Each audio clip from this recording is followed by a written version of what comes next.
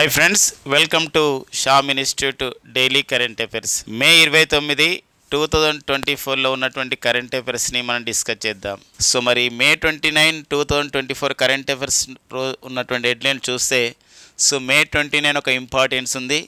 So మరి May 29 importance ఏంటంటే ఇక్కడ మే 29 అండ్ ఇంపార్టెన్స్ వచ్చేసి మనకి ఇక్కడ ఎవరెస్ట్ దినోత్సవంగా కూడా జరుపుకుంటామండి. ఎవరెస్ట్ దినోత్సవం. సో మనకి ఎవరెస్ట్ దినోత్సవాన్ని ఎప్పుడు నిర్వహించుకోవడం జరుగుతుందని చెప్పేసి అన్నప్పుడు ప్రతి సంవత్సరం కూడా సో మే 29 ఎవరెస్ట్ దినోత్సవం జరుపుకుంటారు.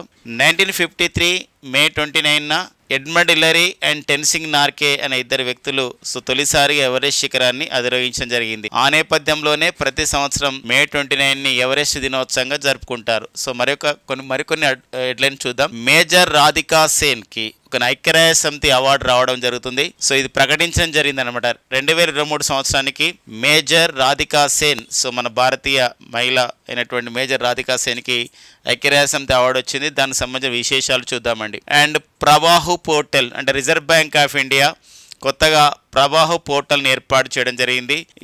వాటికి సంబంధించిన విశేషాలు చూద్దాం. పాలస్తీనాన్ని మేము అధికారికంగా గుర్తిస్తున్నాం. పాలస్తీనా దేశానికి ఒక అధికారికమైనటువంటి మేము ఒక హోదా ఇస్తున్నాం. పాలస్తీనా అంటే ఒక దేశం అని ఒక ప్రకటించుకోవడం జరిగింది.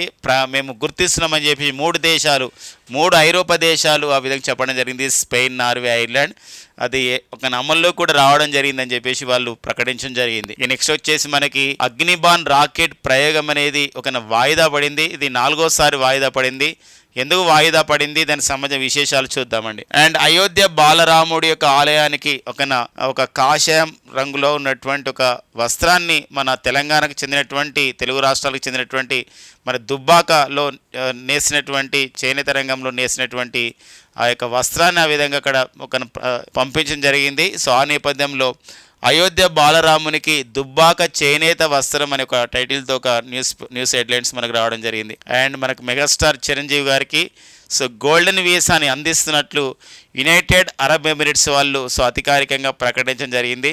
వాటి యొక్క తీరుతెన్నులు చూద్దామండి. నెక్స్ట్ వచ్చేసి A83 అనగా ఇక్కడ అంటార్టికా. 83 అనే ఒక మంచు పలక అంటే ఒక మంచు కొండ, ఒక ఐస్బర్గ్ అనేది సో అంటార్టికాలో న్యూస్లో ఉంది. మరి భూతాపం వల్ల లేదా ఈ గ్లోబల్ వార్మింగ్ వల్ల అలా జరిగిందని చెప్పేసి అది 2గా చీలిపోయిన సంఘటన ఉంది. ఆ సంబంధించిన విశేషాలు చూద్దామండి. ఇది మనకి మే 29, 2024లో ఉన్న సో మరి డైలీ కరెంట్ అఫైర్స్ హెడ్లైన్స్ అండి. సో ఒక్కొక్క దానిపైన డిస్కస్ చేద్దాం. మేజర్ రాధికా సేన్కి ఐక్యరాజ్య సమితి అవార్డు అండి. సో మేజర్ రాధికా సేన్ డిఆర్సీలో యునైటెడ్ నేషన్స్ ఆర్గనైజేషన్ స్టెబిలైజేషన్ మిషన్లో వీరు భాగస్వామ్యం కావడం జరిగింది. అంటే ఒక యునైటెడ్ నేషన్స్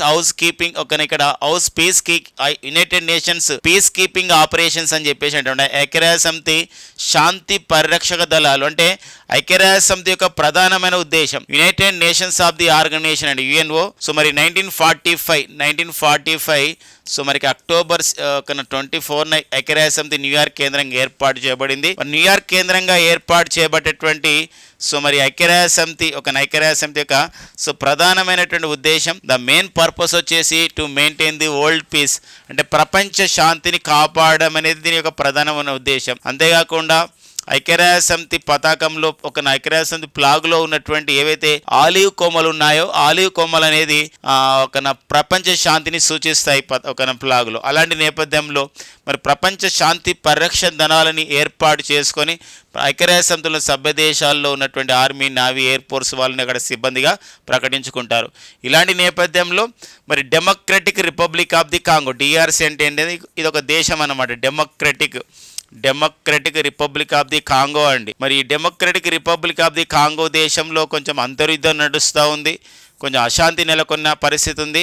సో అలాంటి నేపథ్యంలో అక్కడ శాంతి పరిరక్షణ దళాలు పనిచేస్తూ ఉన్నాయి ఈ కాంగో దేశంలో, ఈ ఆఫ్రికా దేశంలో. మరి యునైటెడ్ నేషన్స్ ఆర్గనైజేషన్ స్టెబిలైజేషన్ మిషన్ని అక్కడ ఏర్పాటు చేయడం జరిగింది. ఇందులో మరి మేజర్ రాధికా సేన మన భారతీయ సో డిఫెన్స్ అధికారి అయినటువంటి వీరు సో అద్భుతమైన పాత్రను పోషిస్తూ ఉన్నారు. ఈ నేపథ్యంలోనే సో 2023 సంవత్సరానికి ఐక్యరాజ్య సమితి military gender advocate of the year అవార్డుని వీరు సొంతం చేసుకోవడం జరిగిందండి.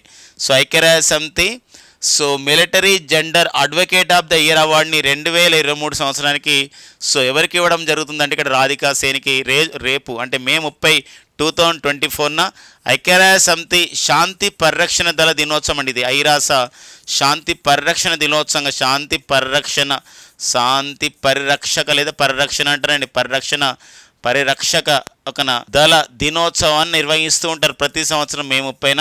ఈ సందర్భంగా ఐక్యరాజ్య సమితి మరి న్యూయార్క్లో ఈ యొక్క అవార్డుని వారికి మన రాధికా సేన్ గారికి ప్రదానం చేయబోతున్నారు. ఐక్యరాజ్య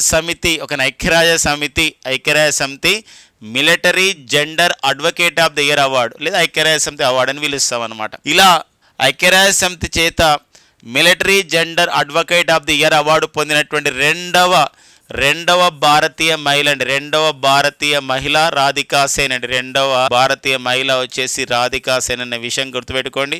మరొకప్పుడు వెంటనే మన డౌట్ వస్తుంది, మరి ఎవరు మొదటి భారతీయ మహిళ అంటే మేజర్ సుమన్ గవానీ. సో 2019 సంవత్సరానికి సో సేమ్ ఇలాంటి అవార్డు అనమాట, ఐక్యరాజ్య సమితి military gender advocate of the year award లేదా ఈ యొక్క ఐక్యరాజ్య సమితి అవార్డు పొందినటువంటి తొలి భారతీయ మహిళ ఎవరు అని చెప్పేసి అంటే ఇక్కడ మేజర్ సుమన్ గవానీ అండి, తొలి భారతీయ మహిళ. సో మరొక సందర్భంగా మరొక విషయం గుర్తుపెట్టుకోవాలి ఈ సందర్భంగా ఏంటంటే సో మరి ఇదే మే 30న 2024న సో డాగ్ అమర్ జోల్డ్ పథకాలు అని చెప్పేసి అంటే డాగ్ అమర్ జోల్డ్ మరి ఏంటండి అమర్ జోల్డ్ పథకాలను ఐక్యరాజ్య సమితి ఇస్తుందంటే ఐక్యరాజ్య సమితికి ప్రధాన కార్యదర్శిగా పనిచేసినటువంటి రెండో వ్యక్తి డాగ్ అమర్స్ ఫీల్డ్. వారి యొక్క జ్ఞాపకార్థమే వారు చేసినటువంటి ఐక్యరాజ్య సమితి చేసిన కృషికి గానే ఎవరైతే ఐక్యరాజ్య సమితి శాంతి పరిరక్షణ దళాల్లో పనిచేస్తూ ఓకేనా మరి గొప్పగా పనిచేస్తారో వాళ్ళకి గుర్తింపుగా ఇచ్చే అవార్డు మరి ఈ యొక్క డాగ్ అమర్స్ జోల్డ్ పథకాల అవార్డులు ఇవి 64 మందికి ఇస్తే ఈసారి 64 మందికి ఇస్తే ఈ 64 మందిలో సో మన భారతదేశానికి చెందినటువంటి దివంగత ఒక నాయక్ అంటే ఇది ఒక హోదా అన్నమాట, దివంగత నాయక్ ధనుంజయ కుమార్ సింగ్కి సో మరణానంతరం ఈ అవార్డు ఇవ్వబోతున్నారనమాట. సో ఆ పాయింట్ కూడా ఇంపార్టెన్స్గా మనం చూసుకోవాల్సిన అవసరం ఉందండి. సో మరి ఇది ఐక్యరాజ్య సమితి ఇస్తున్నటువంటి అవార్డ్స్లలో చాలా ఇంపార్టెన్స్ ఉన్నదన్నమాట. ఇక నెక్స్ట్ వచ్చేసి ఇక్కడ democratic Republic of the Congo అనే ప్రాంతం ఉంది. ఇది మనకి డెమోక్రటిక్ రిపబ్లిక్ ఆఫ్ కాంగో మనకు ఒక ఇంపార్టెన్స్ ఉంది. ఇటీవల కాలంలో democratic Republic of the Congo so ఈ దేశానికి తొలి మహిళ ప్రధానిగా సో ఒక మహిళ తొలిసారిగా మహిళా ప్రధాని నియమితులు కావడం జరిగింది. వారి పేరు ఇక్కడ జుడిత్ సుమిన్వా తులూక్ అండి. ఎవరండి? జుడిత్ సుమిన్వా సో తులూక్ అనేవారు సో తులూక్ అనేవారు Democratic Republic of the Congo దేశానికి సో వీరు తొలి మహిళా ప్రధాని the first women became the prime minister to the Democratic Republic of the Congo అండి. And Democratic Republic of the Congo దేశం ఇంకొక ప్రత్యేకత మనకు ఉంది. సో ఏంటంటే ఇది కాంగో నది అక్కడే ఉంది. కాంగో నది అంటే భూమధ్య రేఖను 2 సార్లు తాకుతూ ప్రవహించే నది కూడా కాంగో నది. మరొక అంశం ఈ సందర్భంగా తెలుసుకోవాల్సిన అవసరం ఉంది. కాంగో దేశ రాజధాని ఏందని చెప్పేసి అంటే కిన్షా. సో కిన్షా అనేది ఒక కాంగో దేశ రాజధానిగా ఉందని కిన్షా అనేది ఇట్లా ఆ పాయింట్ కూడా ఇంపార్టెన్స్గా మనకు ఉంటుందండి. నెక్స్ట్ కరెంట్ అఫైర్ చూద్దాం. ప్రవాహు పోర్టల్ అంటే ఈ యొక్క స్టాక్ మార్కెట్ల విషయంలో కానివ్వండి లేకపోతే ఈ యొక్క ఇనీషియల్ పబ్లిక్ ఆఫర్ విషయంలో కానివ్వండి సో ఇక్కడ అనుమతులను పొందడం కానివ్వండి ఆమోదాల ప్రక్రియలో వేగాన్ని పెంచడం అండ్ సామర్థ్యాన్ని పెంచడం అనే ఒక ప్రధానమైన ఉద్దేశంతోనే reserve bank of India so ప్రవాహ పోర్టల్ని ఏర్పాటు చేయడం జరుగుతుందన్నమాట. ఎందుకోసం అంటే ఇక్కడ ప్రతిదానికి మనం రిజర్వ్ బ్యాంక్ ఆఫ్ ఇండియా ప్రధాన కార్యాలయానికి వెళ్ళలేము. ఆన్లైన్లో ఒక యాప్ ద్వారా ఒక పోర్టల్ ద్వారా 60 రకాల అనుమతులు పొందడం 60 రకాల ఆన్లైన్ అప్లికేషన్స్ ఉంటాయి. ఇక్కడ 60 రకాల దరఖాస్తు ఫారాలని ఆన్లైన్లోనే సమర్పించి ఈ సంబంధించినటువంటి లావాదేవీల విషయంలో కానివ్వండి షేర్ మార్కెట్ లావాదేవీలు కానివ్వండి సెక్యూరిటీ లావాదేవీల విషయంలో అనుమతులు పొందడం తర్వాత ఆ అనుమతులు అనేది చాలా వేగంగా పొందడం తర్వాత చాలా ఒక కెపబిలిటీ అన్నమాట అంటే కెపాసిటీ దాని యొక్క సామర్థ్యాన్ని పెంచుకోవడం అనే ప్రధానమైన ఉద్దేశంతో సో దీన్ని ఏర్పాటు చేయడం జరిగిందనమాట. ప్రవాహ పోర్టల్ అడుగుతాడు ఇటీవల కాలంలో ప్రవాహ పోర్టల్ని ఏ సంస్థ ఏర్పాటు చేసింది రిజర్వ్ బ్యాంక్ ఆఫ్ ఇండియా ఏ విషయంలో అంటే ఇట్లా చేసిందని. అంతేకాకుండా ఇంకా మనం చూసినట్లయితే ఇక reserve bank of India G-sec అని చెప్పేసి మరో పోర్టల్ని మరో యాప్ను ప్రారంభించడం జరిగింది. అంటే గవర్నమెంట్ సెక్యూరిటీస్ అనమాట అంటే గవర్నమెంట్ సంబంధించిన సెక్యూరిటీస్ విషయంలో పెట్టుబడుల విషయంలో కానివ్వండి సెక్యూరిటీ డిపాజిట్ల విషయంలో కానివ్వండి తెలుసుకోవడానికి అక్కడ ఏం జరుగుతుందో తెలుసుకోవడానికి జీసెక్ అనే ఒక యాప్ని, అంతేకాకుండా ఫిన్టెక్స్ రిపాజిటరీ అనే ఒక కార్యక్రమాన్ని, ఫిన్టెక్ రిపాజిటరీ అనే ఒక పోర్టల్ కూడా ప్రారంభించింది. ఫిన్టెక్ అంటే అర్థం ఏంటంటే సాంకేతికతను వాడి ఆర్థిక కార్యకలాపాలు నిర్వహించే సంస్థలు మనకు ఫిన్టెక్ సంస్థలు అని చెప్పేసి అంటే ఇప్పుడు పేటిఎం కానీ ఫోన్పే కానీ ఇవన్నీ కూడా దాని కిందకే వస్తాయండి. అలాంటి విషయాలపైన దాన్ని తెలుసుకోవడానికి ఫిన్టెక్ రిపాజిటరీని కూడా ఏర్పాటు చేసుకోవడం జరిగిందండి. ఇది మనకు వెరీ ఇంపార్టెంట్గా ఉంటుంది రిజర్వ్ బ్యాంక్ ఆఫ్ ఇండియా విషయంలో. ఇది ఒక కరెంట్ ఎకనామీ విషయం అంటే రిజర్వ్ బ్యాంక్ ఆఫ్ ఇండియా సంబంధించిన విషయం. ఇవన్నీ కూడా ఎవరు ప్రారంభించడం జరిగిందంటే రిజర్వ్ బ్యాంక్ ఆఫ్ ఇండియాకి ప్రజెంట్ గవర్నర్ అయినటువంటి రిజర్వ్ బ్యాంక్ ఆఫ్ ఇండియాకి 25వ గవర్నర్ అయినటువంటి వారే శక్తికాంత్ దాస్ ఈ నిర్ణయాన్ని ప్రకటించడం జరిగింది. మరొక ఇంపార్టెంట్గా ఉంటుంది 1935 ఏప్రిల్ 1న ఏర్పాటు చేయబడ్డ సంస్థ రిజర్వ్ బ్యాంక్ ఆఫ్ ఇండియా. మరి reserve bank of India April 1, 2024 నాటికి రిజర్వ్ బ్యాంక్ ఆఫ్ ఇండియా ఏర్పాటు చేయబడి 90 సంవత్సరాలు అవుతున్న సందర్భం ఉంది. సో ఆ నేపథ్యాన్ని కూడా ఇక్కడ గుర్తుపెట్టుకోవాల్సిన అవసరం మనకి ఉంటుందండి. ఓకేనా. నెక్స్ట్ కరెంట్ ఎవరు చూద్దాం. పాలస్తీనాను మేము అధికారికంగా గుర్తిస్తున్నామని చెప్పేసి 3 ఐరోపా దేశాలు అధికారికంగా ధృవీకరించడం జరిగింది. ఇది May 28, 2024 నుండి మేము గుర్తిస్తున్నామని ఒక అధికారిక ప్రకటన అనేది సో ఆయా దేశాల వాళ్ళు స్పెయిన్ దేశాధినేత అయినటువంటి పెడ్రో సాంచెజ్ అండ్ నార్వే దేశ ప్రతినిధులు, ఐర్లాండ్ దేశ ప్రతినిధులు అధికారికంగా ప్రకటించడం జరిగింది. ఎగ్జామినేషన్ అడిగే అవకాశం ఉంది మనకి May 28, 2024 నుండి.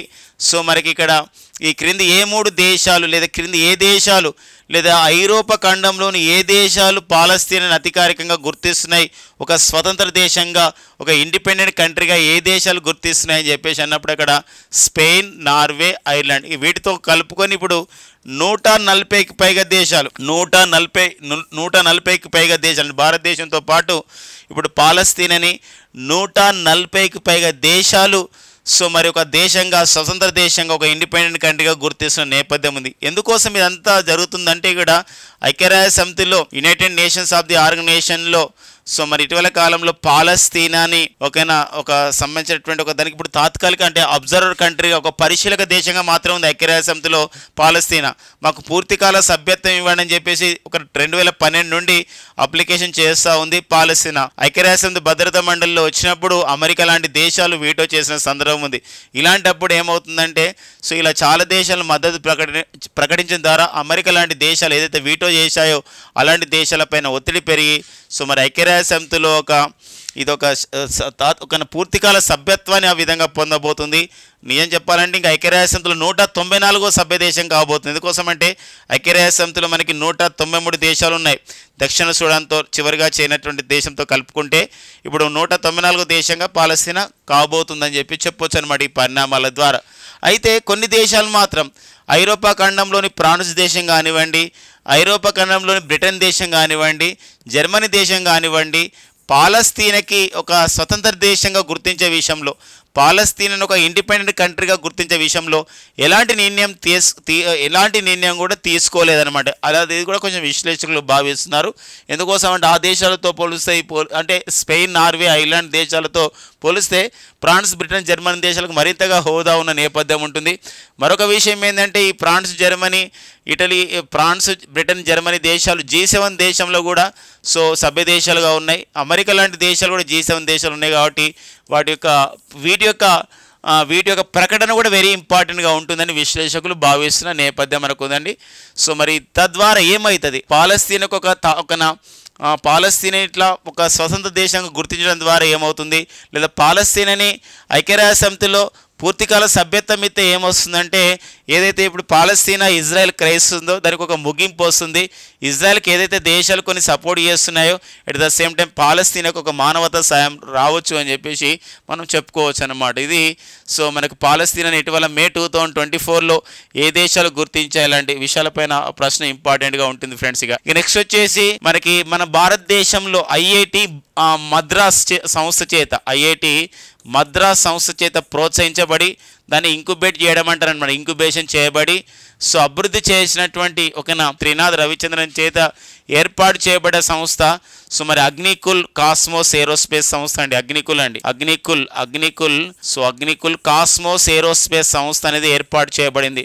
మరి అగ్నికుల్ కాస్మోస్ ఏరోస్పేస్ ప్రత్యేకతలు 2 ఉన్నాయండి. ఏంటా 2 ప్రత్యేకతలు అంటే మనకి సొంతంగా ఒక ఉపగ్రహ ప్రయోగ వేదికను ఏర్పాటు చేసుకున్న మన భారతదేశంలో సొంతంగా ఒక ఉపగ్రహ ప్రయోగ వేదికను ఏర్పాటు చేసుకున్నటువంటి తొలి ఒక ప్రైవేటు స్పేస్ స్టార్టప్ తొలి ప్రైవేటు స్పేస్ స్టార్టప్ వచ్చేసి ఏంటంటే అది అగ్నికుల్ కాస్మోస్ సంస్థ. మరి అది ఎక్కడుంది ఈ ఉపగ్రహ ప్రయోగ వేదిక అంటే ఆంధ్రప్రదేశ్లోని తిరుపతి జిల్లాలోని శ్రీహరికోటలో ఉన్నటువంటి సతీష్ ధావన్ స్పేస్ సెంటర్లో ఉన్నటువంటి అంతరిక్ష పరిశోధన కేంద్రంలో ఉన్నటువంటి మొదటి 2 ప్రయోగ వేదికలు ఇస్రోకి చెందినవి కాగా 3వ ప్రయోగ వేదిక ఎవరిది అని చెప్పేసి అంటే అగ్నికుల్ వాళ్ళు ఏర్పాటు చేసుకోవడం జరిగిందనమాట. సో ఈ పాయింట్ మనం గుర్తుపెట్టుకోవాల్సిన అవసరం ఉందండి. అండ్ మనకు నిన్నటి క్లాస్లో డిస్కస్ చేసినాం.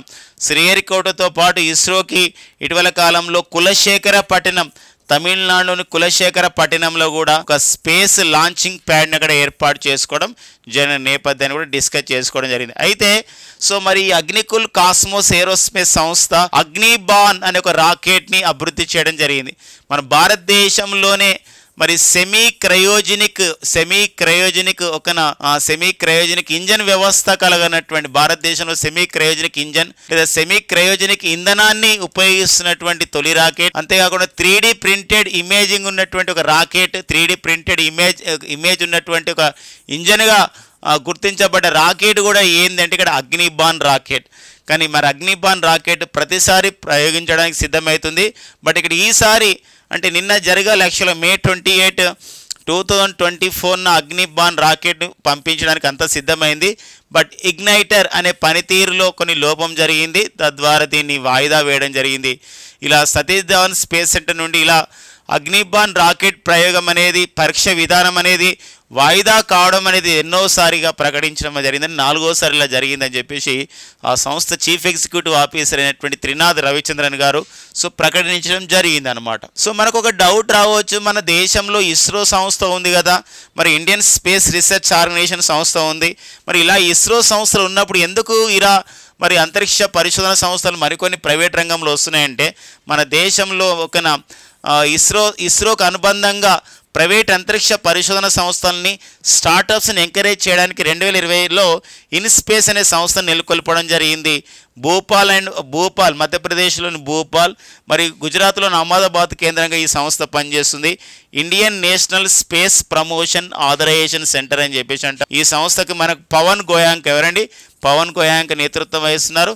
మన దేశంలో మరి ఇప్పుడు చాలా అంతరిక్ష స్టార్టప్స్, అంతరిక్ష అంకుర పరిశ్రమలు లైక్ ఇప్పుడు Agnikul cosmos aerospace, like pixel, like మన హైదరాబాద్ బేస్డ్ అయినటువంటి స్పేస్ స్టార్టప్ అది వచ్చేసి మనకి ఇక్కడ ఒక స్కై రూట్ ఏరోస్పేస్ లాంటి సంస్థలు కూడా ఇందులో భాగస్వామ్యం అవుతున్న నేపథ్యం ఉంటుందండి. సో అంటే ఇలా అడగవచ్చు, మన భారతదేశంలో ప్రైవేట్ రంగంలో అంతరిక్ష అంకుర పరిశ్రమలని ప్రోత్సహించే ఉద్దేశంతో ఏర్పాటు చేయబడ్డ సంస్థ ఏది అన్నప్పుడు InSpace Indian National Space Promotion Authorization Centre అని చెప్పేసి మనం పిలుస్తుంటామండి. ఇక నెక్స్ట్ వచ్చేసి మరికొన్ని కరెంట్ అఫైర్ చూసినట్లయితే ఇది ఒక ప్రాంతీయాంశంగా ఉంటూ మరి జాతీయ స్థాయికి గుర్తింపు రావడం జరిగింది. సో ఇక్కడ ఏదైతే మనకు దుబ్బాక, సో మనకి సిద్దిపేటలో ఉన్నటువంటి తెలంగాణలోని మరి ప్రాంతం దుబ్బాక, ఈ దుబ్బాక చేనేత వస్త్రం, సో ఒక 12 మీటర్ల లెనిన్ ఇక్కత్ వస్త్రాన్ని అక్కడ నేయడం జరిగింది చేతిపైన. దీన్ని మనకి ఉత్తరప్రదేశ్లోని అయోధ్య బాలరామునికి బాలకరామ్ ఆలయం అంటాం కదా, బాలరామునికి ఆ విధంగా అది కట్టడం జరిగింది అనమాట. ఆ ఐడల్కి ఆ సంబంధించినటువంటి ఒక దేవుడి ప్రతిమకి. అలాంటి నేపథ్యంలో ఒక గుర్తింపు పొందడం జరిగింది. సో దీన్ని ఎవరు ఆర్డర్ చేశారంటే ఢిల్లీలోని ముక్తీర్ ఫ్యాషన్ ఇండియా వాళ్ళు దుబ్బాక చేనేత రంగంలో పనిచేసిన వారికి ఆర్డర్ చేస్తే వాళ్ళు అక్కడ పంపించడం జరిగిందనమాట. ఇది బాగా ఉండడంతో ఇంకా చాలా వస్త్రాలు ఇలాంటివి కావాలని ఒక ఆర్డర్ కూడా రావడం జరిగింది. ఇలా అడగవచ్చు ఒక్కోసారి స్పిరిచువల్గా కానివ్వండి, సంబంధించిన ఇలాంటి వస్త్రాల విషయంలో హ్యాండ్లూమ్ సెక్టార్ కింద విషయంలో మనం చూసినట్లయితే ఇలాంటి రావచ్చు. ఇటీవల కాలంలో అయోధ్య బాలరామునికి సో ఈ క్రింది ఏ వస్త్రాన్ని తెలుగు రాష్ట్రం నుంచి పంపించడం జరిగింది? 12 మీటర్ల లెనిన్ ఇక్కత వస్త్రాన్ని నేసినటువంటి సంస్థ వాళ్ళు ఎవరంటే దుబ్బాకలో ఉన్నటువంటి చేనేత వర్గాల వాళ్ళు. సో ఇది ఈ పాయింట్ మనకి ఇంపార్టెంట్గా మనకు ఉంటుంది. ఆల్రెడీ ఇక్కత్ అని అంటాం. ఇక్కత్ అని ఒక సంబంధించినటువంటి మనకు ఇక్కత్ అంటే ఇక్కడ పోచంపల్లి ఇక్కత్ శారీస్ ఫ్రెండ్స్ గమనించండి. ఈ పోచంపల్లి ఇక్కత్ శారీస్ కూడా మనకి ఫ్రెండ్స్ ఇక్కడ గమనిస్తే వీటికి కూడా ఇక్కత్ చీరలకి ఒక జిఐ ట్యాగ్ అనేది కూడా రావడం జరిగిన నేపథ్యం మనకు ఉంటుందండి. ఇక మన భారతదేశంలో చేనేత రంగాన్ని ఇట్లా అభివృద్ధి చేయడానికి మనకి కొన్ని క్లస్టర్స్ ఏర్పాటు చేయాలనే ప్రధానమైన ఉద్దేశంతో పిఎం మిత్ర అనే కార్యక్రమాన్ని కూడా కేంద్ర ప్రభుత్వం శ్రీకారం చుట్టింది. భారతదేశంతో జౌళి రంగాన్ని ఆ విధంగా అభివృద్ధి చేసే కార్యక్రమం పిఎం మిత్ర అంటే మెగా ఇంటిగ్రేటెడ్ టెక్స్టైల్ రీజనల్ అప్పరెల్ అని చెప్పేసి అంటామండి. మెగా పిఎం అంటే ప్రధానమంత్రి, మెగా ఇంటిగ్రేటెడ్ అండి, మెగా ఇంటిగ్రేటెడ్ టెక్స్టైల్ రీజనల్ అప్పరెల్ అని చెప్పేసి అంటామండి. టెక్స్టైల్ రీజనల్ అప్పరెల్ అని చెప్పేసి అంటాం. సో ఈ కార్యక్రమం మన ఇది ఏ సంబంధించిన కేంద్ర మంత్రిత్వ శాఖ కార్యక్రమం అంటే కేంద్ర జౌళి శాఖ కార్యక్రమం. సో చేనేత రంగానికి అభివృద్ధి చేయడానికి ఉన్న విషయం అన్నమాట. ఇక ప్రతి సంవత్సరం కూడా మనం ఆగస్టు 7ని ఎలా నిర్వహించుకుంటామంటే జాతీయ చేనేత దినోత్సవంగా జరుపుకుంటామండి. నేషనల్ హ్యాండ్లూమ్ డే అనేది ఎప్పుడు నిర్వహించుకోవడం జరుగుతుందంటే ఆగస్టు 7న నిర్వహించుకోవడం జరుగుతుంది. ఇదే రోజున మనకి జావలిన్ త్రోలో మన నీరజ్ చోప్రా ఒలింపిక్ క్రీడల్లో స్వర్ణ పథకం సాధించిన నేపథ్యంలో ఆగస్టు 7ని మనం జాతీయ జావలిన్ దినోత్సవంగా మనం కూడా జరుపుకోవడం అయితే జరుగుతుందండి. ఇది మనకు దినోత్సవాల విషయంలో కూడా ఇంపార్టెంట్గా మనకు ఉంటుంది. ఈ నెక్స్ట్ కరెంట్ అఫైర్ మనం చూసే ప్రయత్నం చేద్దామండి. నెక్స్ట్ వచ్చేసి మనకి మన మెగాస్టార్ చిరంజీవి అండి. మరి విశ్వంబర అనే సినిమా ద్వారా త్వరలో మనం ముందుకు రాబోతున్న మెగాస్టార్ చిరంజీవి గారికి గోల్డెన్ వీసా ఇవ్వడం జరిగింది యునైటెడ్ అరబ్ ఎమిరేట్స్. గతంలో ఎంతోమంది సెలబ్రిటీస్ ఈ గుర్తింపు పొందడం జరిగింది. మన ఈ యొక్క గోల్డెన్ వీసా ఏంటి ప్రత్యేకత? గోల్డెన్ వీసా అంటే వేరే దేశానికి వెళ్ళడానికి మనకి ఇచ్చే ఒక ధృవీకరణని వీసా అని చెప్పేసి అంటాం. మరి గోల్డెన్ వీసా మరి విదేశాలకు చెందిన పెట్టుబడిదారులు కానివ్వండి, పారిశ్రామికవేత్తలు కానివ్వండి, వివిధ రంగాలకు చెందినటువంటి విదేశీ పౌరులకి యుఏఏ అంటే యునైటెడ్ అరబ్ ఎమిరేట్స్ వాళ్ళు ఇచ్చే ఒక వీసాని మనం గోల్డెన్ వీసా అంటాం. ఒకసారి గోల్డెన్ వీసా ఎవరికైనా ఇచ్చిరంటే 10 సంవత్సరాల కాల పరిమితి ఉంటుంది. అవసరమైతే అక్కడ వ్యాపారం నిర్వహించుకోవడానికి కూడా అవకాశం ఉంటుందండి గోల్డెన్ వీసాలో. పెట్టుబడి కూడా పెట్టవచ్చు, వెళ్ళి రావడానికి ఉంటుంది, 10 సంవత్సరాల పాటు ఉంటుంది. చాలామంది బాలీవుడ్ అండ్ టాలీవుడ్ సెలబ్రిటీస్కి ఈ యొక్క గోల్డెన్ వీసా అనేది ఇవ్వడం జరుగుతుంది అనమాట. ఏ దేశం ఇచ్చింది మనకి ఇంపార్టెంట్గా ఉంటుంది ఈ గోల్డెన్ వీసా అనే విషయం గుర్తుపెట్టుకోండి. యునైటెడ్ అరబ్ ఎమిరేట్స్ యుఏఈ దేశం ఇటీవల కాలంలో మరో వీసా విధానాన్ని ఇటీవల తీసుకురావడం జరిగింది. ఏంటా వీసా అంటే ఇక్కడ బ్లూ రెసిడెన్సీ వీసా అండి. బ్లూ రెసిడెన్సీ వీసాని ఇటీవల కాలంలో ఏ దేశం తీసుకొచ్చిందంటే అది యుఏఈ తీసుకొచ్చింది. ఎవరు తీసుకొచ్చిందంటే ఎవరైతే పర్యావరణవేత్తలు ఉన్నారో, ఎవరైతే మొక్కల సంరక్షణ గురించి, అటవుల సంరక్షణ గురించి, ఫారెస్ట్ కన్జర్వేషన్ గురించి ఎవరైతే కృషి చేస్తున్నారో అలాంటి వాళ్ళని మా దేశంకు మీరు రండి, మీరు మా దేశంలో పర్యావరణ రంగంలో కృషి చేయడానికి మీకు స్వచ్ఛంద సంస్థల యొక్క సహాయంగా చేస్తూ ఉంటాం. మొక్కలను పెంచడంలో మా దేశంలో మీరు కృషి చేసినట్లయితే మీకు మరింతగా ప్రోత్సాహం ఇస్తామని చెప్పేసి ఇటు 10 సంవత్సరాల పాటు బ్లూ రెసిడెన్సీ వీసాను పర్యావరణవేత్తలకు ఇస్తున్నట్లు ప్రకటించినటువంటి దేశం కూడా ఇటీవల కాలంలో ఏ దేశం అంటే యుఏఈ, యునైటెడ్ అరబ్ ఎమిరేట్స్ దేశం అనే విషయం గమనించండి. ఇది మనకు యుఏఈకి ఉన్న విషయం. ఇక యుఏఈలోని అబుదాబి మనకు ఇంపార్టెన్స్గా ఉంది. మరి అబుదాబి 2024లో మరి 13వ ప్రపంచ వాణిజ్య సంస్థ వరల్డ్ ట్రేడ్ ఆర్గనైజేషన్ యొక్క మినిస్ట్రియల్ కాన్ఫరెన్స్ 2024లో ఎక్కడ నిర్వహించుకోవడం జరిగిందంటే అబుదాబిలో నిర్వహించుకోవడం జరిగింది. ఈ సమావేశంలోనే మనకి క్యామరూన్ దేశం అండ్ నెక్స్ట్ వచ్చేసి తైమూర్ లేస్తే అంటే తూర్పు తైమూర్ దేశం, తైమూర్ లేస్తే లేదా ఈస్ట్ తైమూర్ అని చెప్పేసి అంటాం. ఈ తైమూర్ లేస్తే ఈ 2 దేశాలు మనకి ఇక్కడ చేరడం జరిగింది WTOల సభ్య దేశాలుగా. వీరు చేరడంతో WTOల సభ్య దేశాల సంఖ్య 166కి చేరడం జరిగింది. అది మనకు అబుదాబిలో అనమాట. అంతేకాకుండా యుఏఈలోని అబుదాబి ప్రాంతంలోనే అతిపెద్ద హిందూ దేవాలయమైనటువంటి బచాపన సన వాస అక్షర పురుషోత్తం ఆలయాన్ని ఫిబ్రవరి 2024లో భారత ప్రధాని ప్రారంభించడం జరిగింది. బచోపన సనవాసి అక్షర పురుషోత్తం స్వామి నారాయణ ఆలయం అని చెప్పేసి అంటామండి. నెక్స్ట్ కరెంట్ అఫైర్ చూద్దామండి. సో మరి నెక్స్ట్ వచ్చేసి మనకి A83 ఒక పర్యావరణ సంబంధించిన విషయం.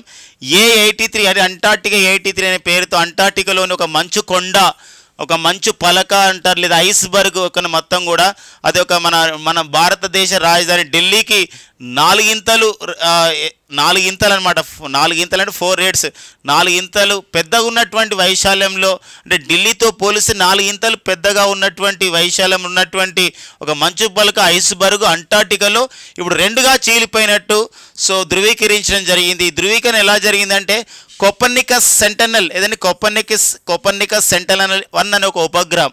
ఈ కోపర్నికస్ సెంటనల్ అనే ఉపగ్రహం యూరోపియన్ స్పేస్ ఏజెన్సీ వాళ్ళు అండ్ అమెరికా అంతరిక్ష పరిశోధన సంస్థ NASA, national aeronautics space administration వాళ్ళు సంయుక్తంగా దీన్ని పంపించడం జరిగింది గతంలో.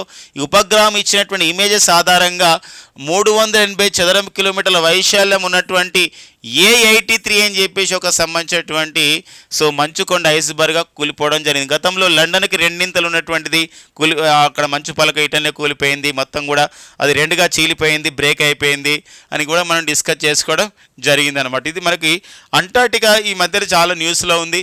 చాలా ఇంపార్టెంట్ పాయింట్స్ అంటార్టికా నేపథ్యంలో మనకున్నాయి. ఇటీవల కాలంలో మరి అంటార్టికాలో మన భారతదేశం ఆల్రెడీ అంటార్టికాలో దక్షిణ గంగోత్రి అనే పరిశోధన కేంద్రం ఏర్పాటు చేశారు, అది మూసేశారు.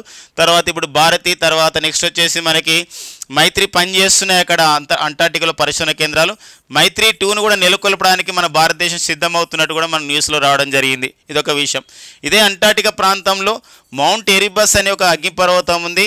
ఈ మౌంట్ ఎరిబస్ అనే అగ్నిపర్వతం అది వాల్కనో అనేది విస్ఫోటనం చెందిన అగ్నిపర్వతం. అందులో నుండి రోజు 80 గ్రాముల బంగారం వస్తున్నట్టు కూడా ధృవీకరించడం జరిగింది. సో ఇది ఒక ఇంపార్టెంట్స్గా ఈ అంటార్టికా పైన మనం చూసుకోవాల్సిన అవసరం ఉందండి. ఇక నెక్స్ట్ వచ్చేసి మరికొన్ని కరెంట్ అఫైర్స్ మనం చూసుకునే ప్రయత్నం చేద్దాం. సో ఓకేనండి, right. B-21 Raider nuclear stealth bomber అండి. ఇది ఒక nuclear stealth bomber B-21 rider. అంటే ఇది ఒక అమెరికా యుద్ధ విమానం. ఈ అమెరికా యుద్ధ విమానాన్ని పరీక్షించడం జరుగుతుంది.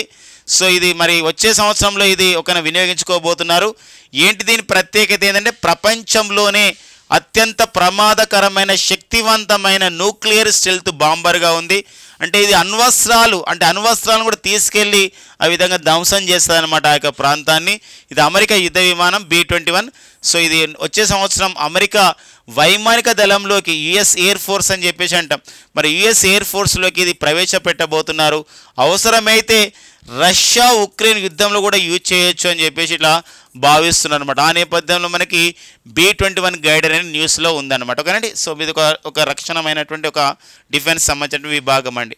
ఇక నెక్స్ట్ వచ్చేసి సెమీకండక్టర్ చిప్ కోసం దేశంలోనే అధునాతనమైన సెన్సింగ్ పరికరాన్ని మేము తయారు చేసే విషయంలో 2 ప్రముఖ సంస్థలు టాటా కన్సల్టెన్సీ సర్వీసెస్ సంస్థ, IIT బాంబే సంస్థలు దేశంలోనే తొలి క్వాంటమ్ డైమండ్ మైక్రోపిచ్ ఇమేజర్ని ఏర్పాటు చేయడానికి 2 దేశాలు ఒక అవగాహన ఒప్పందం చేసుకోవడం జరిగింది. సో ఆ చిప్ వైఫల్యాలు ఏదైతే చిప్స్ ఉన్నాయో దాని యొక్క వైఫల్యాలను తగ్గించుకోవడం, సామర్థ్యం పెంచుకోవడం అనే ప్రధానమైన లక్ష్యంతోనే ఈ దేశంలోనే తొలి క్వాంటమ్ డైమండ్ మైక్రోపిచ్ ఇమేజర్ని ఏ 2 సంస్థలు ఏర్పాటు చేస్తున్నాయి, దాని ఉద్దేశం ఏంది, ఏ 2 సంస్థలు అవగాహన ఒప్పందం చేసుకునే విషయం important. TCS Tata consultancy services, మరి కృతివాసన్ అనేవారు TCSకి ప్రజెంట్ ఒక చీఫ్ ఎగ్జిక్యూటివ్ ఆఫీసర్గా పనిచేస్తున్నారు.